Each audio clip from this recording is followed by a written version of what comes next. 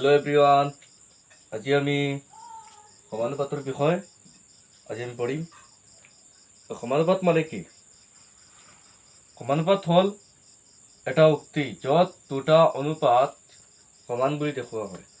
এতিয়া চোৱা অনুপাতবিলাক কেনেকৈ সমান বুলি দেখুওৱা হয়।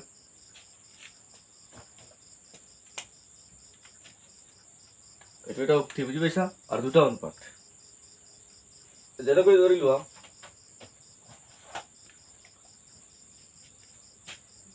মই ইয়াত লিখি আছো এটা কলমৰ দাম, মই কিতাপতে দিয়া আছে, এইটো নেকি লৈছো 5 টকা।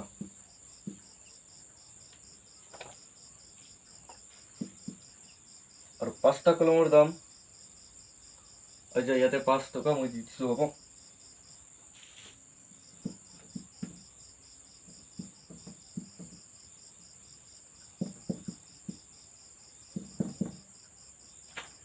পাঁচটা কলমৰ দাম 25 টকা, নহয় জানো?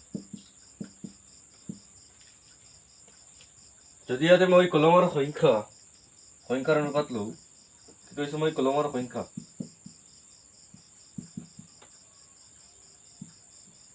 বুজি পাইছা? এইটো মই ইয়াতে লিখা নাই, সংখ্যা লিখিছো, মানে কলমৰ সংখ্যাৰ অনুপাত 1/5 হ'ব, হয় নে নহয়? আৰু কলমৰ দামৰ অনুপাত 5/25, এইটো শেষত গৈ পেলাই 1/5 আহিব। তোমালোকে দেখা পাইছা যে ইয়াত যিটো আমি অনুপাত লৈছিলো আৰু ইয়াত যিটো লৈছিলো, এই দুইটা অনুপাত একে। চ' ইয়াত শেষত গৈ পেলাই এইটো আহিছে লঘিষ্ঠ আকাৰত নি পেলাই। আমি কি দেখা পাইছো? এই দুইটা অনুপাত সমান। ইয়াকতো আমি এইটো লিখিব পাৰিম 1:5, হয় নহয়? 1:5। তেতিয়া আমি কি ক'ম যে এই দুইটা অনুপাত সমান, বা এনেকৈ লিখিব পাৰি আমি 1/5 = 5/25। তোমালোকে ক'বা যে মই এইটো লিখা নাই, এইটো লিখিছো কিয়? মই এইটো কিয় লিখিম ইয়াতে? চোৱা, ইয়াতে ৰাশি কেইটা আছে নেকি? নাই। ৰাশি ইয়াতে মজুত আছে, হয় নহয়? 5 যিটো আনিছিলো নহয়, এইটো প্ৰকৃত ৰাশিটো। সেইকাৰণে মই এইটো লিখাটো বেছি দৰকাৰী, যাতে ৰাশিটো আমি দেখা পাওঁ ইয়াতে অনুপাতটোতো আচলতে এইটো নহয়, সেইটোৰ পৰা আমি এইটো আনিব লাগে। যদিও আমি এই কথাটো জানিব লাগিব যে ইয়াত ৰাশি কোনটোৰ পৰা অনুপাতটো লোৱা হৈছে, সেইকাৰণে আমি এনেকৈ লিখো। তো এইটো এটা হ'ল উক্তি, আৰু এই উক্তিটোক কোৱা হয় এটা সমানুপাত, বুজি পাইছা? আৰু ইয়াত যিখিনি ৰাশি আছে 1, 5, 5/25 দেখা পাইছা? এইখিনি প্ৰকৃত ৰাশি, দেখা পাইছা নে নাই তোমালোকে? এই 1/5 টো মই লিখি দিছো ইয়াতে, এইটো বাদ দিয়া, পিছত মই বুজাই দিম। এতিয়া এইটো চোৱা, তোমালোকে লিখিব পাৰা এইটো 1:5, ন প্ৰব্লেম। এইটো লিখিলে ইয়াতো লিখিব লাগিব, ইয়াতো 1:5, দুইটা অনুপাত 1:5 থাকিব। কিন্তু এইটো আমি নধৰো, এতিয়া এইটো ধৰি পেলাই উক্তিটো আমি লিখিম, বুজি পাইছা? এতিয়া মই কি কৰিছিলো, ইয়াত যিকেইটা ৰাশি আছে 1, 5, 5/25, হয়নে? এই আটাইকেইটা ৰাশি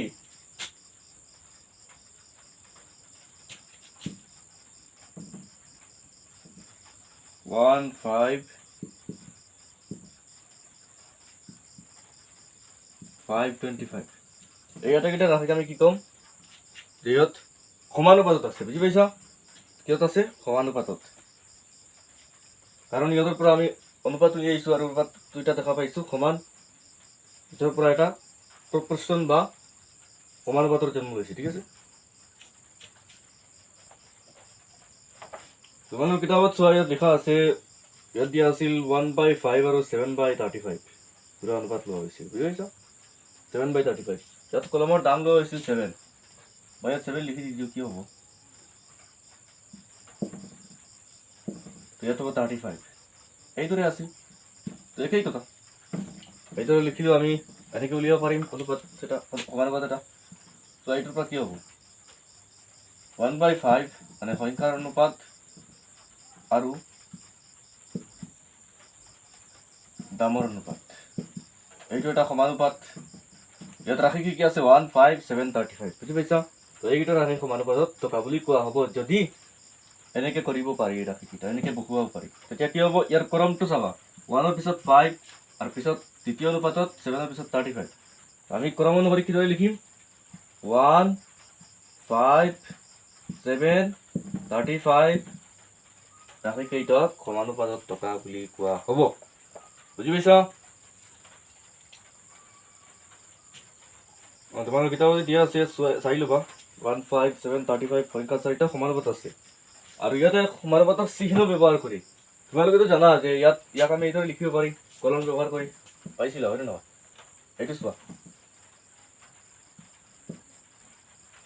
1 colon 5 এইদৰে লিখিব পাৰি আমি ঠিক আছে আৰু ইয়াক আমি 7 colon 35 লিখিব নোৱাৰি নেকি পাৰিম 7 colon 35 আচ্ছা ইয়াতে মই লিখা নাই এইটো যদি এইটো অনুপাতটা আমি লওঁ এনেকৈ 7/35 or 7 colon 35 কিবা পাৰ্থক্য আছে নেকি নাই এইটোৰ পৰা আমি কেনচেল আউট কৰিব পাৰি এইটোৰ পৰা কেনচেল আউট কৰিব পাৰি নিয়মটো একেই প্ৰযোজ্য হ'ব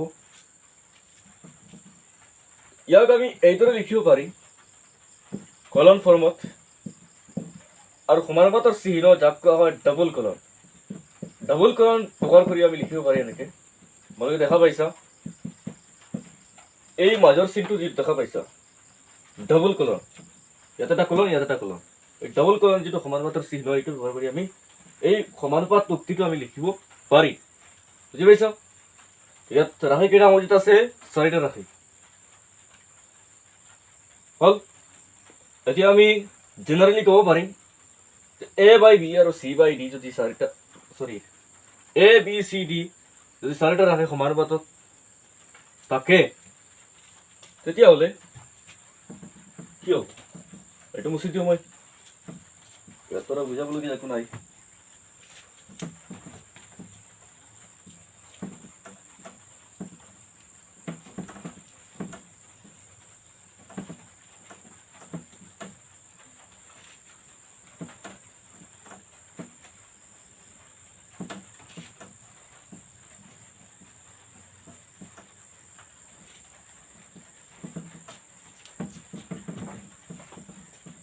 চাৰিটা ৰাশি যদি a b c d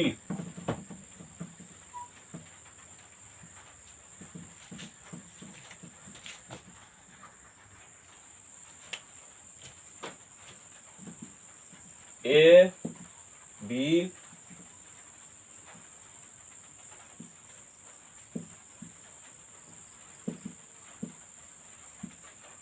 c আৰু d এই 4টা ৰাশি সমানুপাতত থকা বুলি কোৱা হ'ব যদিহে ইহঁতক আমি এইদৰে লিখিব পাৰি তেতিয়া কি কোৱা হ'ব a b c আৰু d সমানুপাতত থকা বুলি কোৱা হ'ব বুজি পাইছা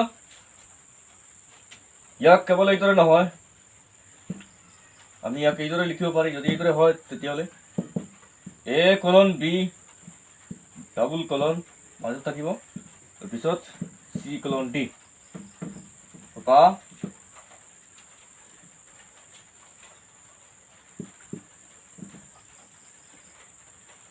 এক মিনিট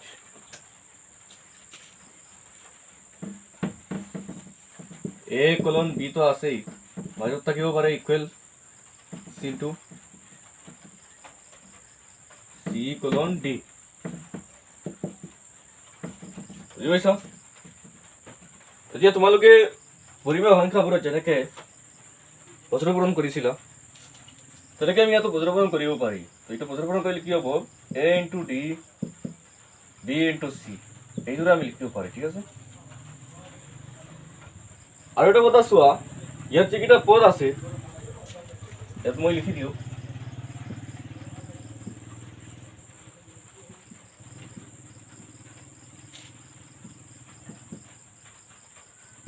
সমানুপাতত থকা বুলি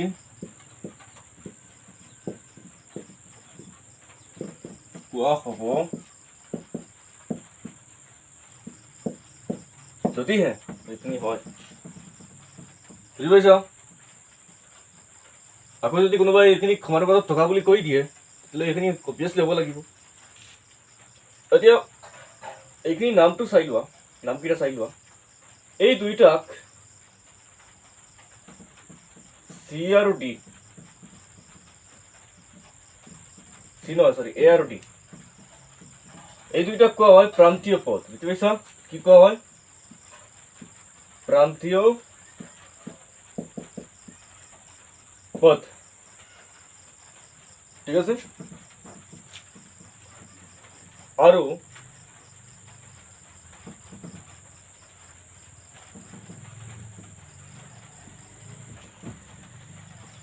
বি আৰু চি কোৱা হয় মধ্য পথ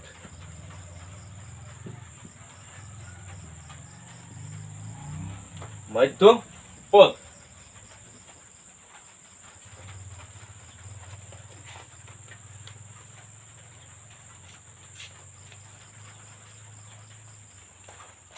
হল এতিয়া আমি ইয়াত কি পাইছো এ আৰু ডি কি কোৱা হয় কৈছিলো প্ৰান্তীয় পথ তেতিয়াহ'লে এই দুইটা প্ৰান্তীয় পথ নহয় জানো আমি ইয়াত কিদৰে লিখিব পাৰিম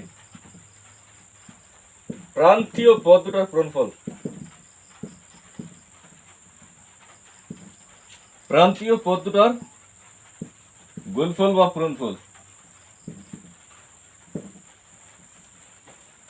ঠিক আছে ইকুৱেল টু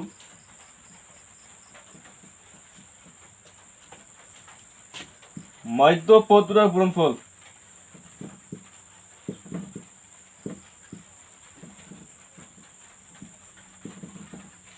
পূৰণফল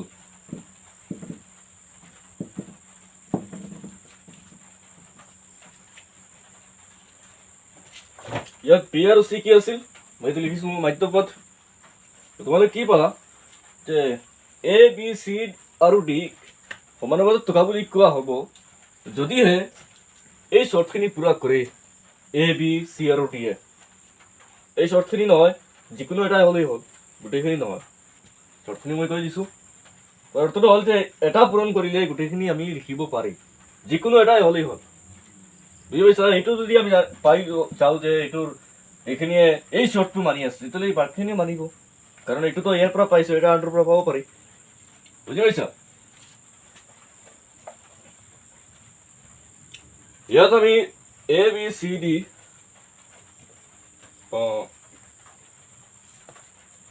চোৱা ডি আছে নহয় ইয়াতে ইয়াক কোৱা হয় চতুৰ্থ সমানুপাতিক বুজি পাইছা কাৰ চতুৰ্থ সমানুপাতিক এক মিনিট এ বি আৰু চি চতুৰ্থ সমানুপাতিক চতুৰ্থ নম্বৰ পৰিছে নহয় প্ৰথম দ্বিতীয় তৃতীয় চতুৰ্থ চতুৰ্থ সমানুপাতিক দিক কোৱা হয় এতিয়া আমি তিনিটা ৰাশিৰ অনুপাত আমি চাওঁ তিনিটা ৰাশিৰ পৰা ওলোৱা সমানুপাত বুজি পাইছা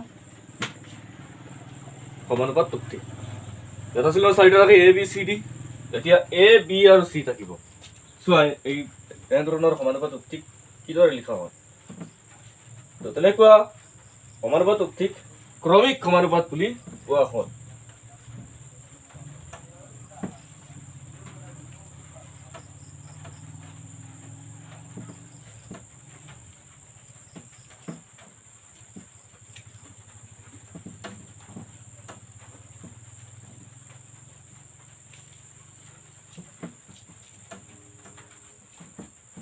ক্ৰমিক সমানুপাত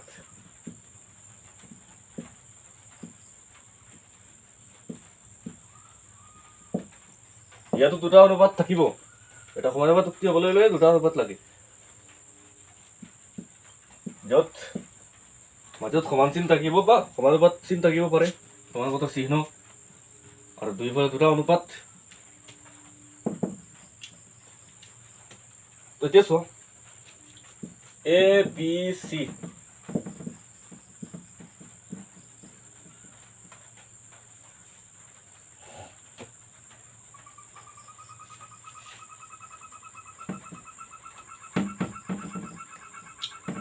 ক্ৰমিক সমানুপাতত থকা বুলি কোৱা হ'ব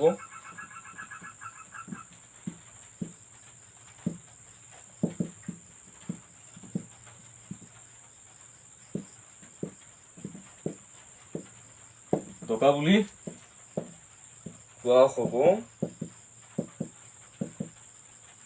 যদিহে a by b is equal to b by c দেখা পাইছা তোমালোকে এই মাজৰ যিটো পদ আছে যাক তোমালোকে ইয়াতে পঢ়িবলৈ পাবা মাধ্য মাধ্য সমানুপাতিক নেকি, বৈধ সমানুপাতিক। ঠিক আছে, মাধ্য পদ বুলিতো ক'ব পাৰিবা ইয়াক। এটাই মাত্ৰ আছে, আগতে আছিল দুটা মাধ্য পদ, এটা আছে। এই মাধ্য পদটোৱে কি কৰিছে, দুটা অনুপাত সৃষ্টি কৰি দিছে, হয় নে নহয়? এ বাই বি, ইয়াতে বি বাই চি, এই বিটো ইয়াতো আছে ইয়াতো আছে। আৰু আগৰ নিচিনা তোমালোকে ইয়াক এনেদৰে লিখিব পাৰা, বি ফ্ৰম চি। আৰু কিদৰে আছিল, ইয়াক আমি A into C is equal to B square হ'ব। চাবা, B into B, B square. ইয়াত কি হ'ব, মাধ্য দুটাৰ পূৰণফল, এক মিনিট, ইয়াত এ আৰু চি কি আছিল, প্ৰান্তীয়, চৰি, প্ৰান্তীয় দুটাৰ পূৰণফল, এই দুটা পদ প্ৰান্তীয়, কিন্তু এ আৰু চি ৰাখিব ইয়াতে। আগত আছিল এ আৰু ডি, প্ৰান্তীয় পদ, আৰু এইটো মধ্য, বুজি পাইছা, মাধ্য পদ। আমি কি লিখিম, প্ৰান্তীয় পদ দুটাৰ পূৰণফল ইজ ইকুৱেল টু মাধ্য পদটোৰ বৰ্গ বা স্কোয়াৰ অফ মিডিলটা। ঠিক আছে,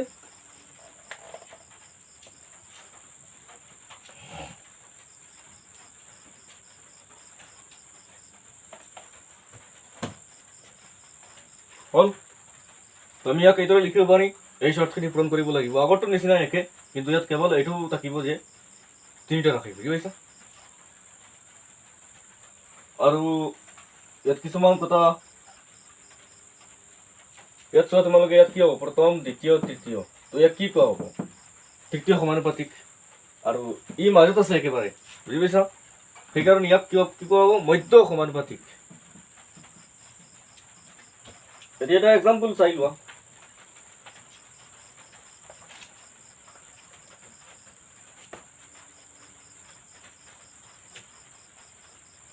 ক্ৰমিক সমানুপাতৰ এক্সাম্পল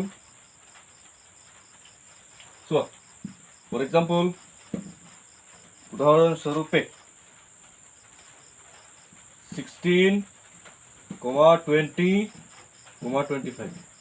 তো এইকেইটা ক্ৰমিক সমানুপাত আছে নেকি চাই লোৱা। 16/2, ইয়াৰ পৰা কি আহে, 16 আৰু 20 কিহেৰে হৰণ দিব পাৰি আমি, একেজাতীয় সংখ্যা 4ৰে দিব পাৰি ন। তো 4/5 হৈ যাব ইয়াতে। আৰু আকৌ 20/25, চোৱা মাজতো দুটা ইউজ হ'ব, কিন্তু মনত ৰাখিবা এই মাধ্য পদটো। ইয়াত কিমান হ'ব, ইয়াতে 5 কাটি যাব ন, 4/5। ইয়াতো কি আহিছে, 4/5, দেখা পাইছা, দুইটা একে হৈ গ'ল। তেতিয়াহ'লে কি হ'ল ইয়াতে, এই শৰ্তখিনি পূৰণ কৰিলে নাই, এ বাই বি, বি বাই চি, 16/20, 20/25, দেখা পাইছা? ইয়াত এ 16, বি 20, চি 25। তো আমি কি ক'ম, এই ৰাশিকেইটা ক্ৰমিক সমানুপাতত আছে। তিনিটা ৰাশি নহয় জানো, ক্ৰমিক সমানুপাতৰ এক্সাম্পল মই দি দিলোঁ তোমালোকক, যে কেনেকুৱা তিনিটা ৰাশি ক্ৰমিক সমানুপাতত থাকে। আৰু এইটো হ'ল সমানুপাতৰ উক্তি, নহয় জানো? এইটো লিখিব পাৰা, 20 is equal to 20 divided by 25। ঠিক আছে, এতিয়া আমি নেক্সট এক্সাৰচাইজ 2B পৰা আৰম্ভ কৰিম। তাতে আমি ভালকৈ বুজি পাম, এইবিলাক প্ৰেক্টিছ কৰা হ'ব। আজিলৈ ইমানেই থাকক।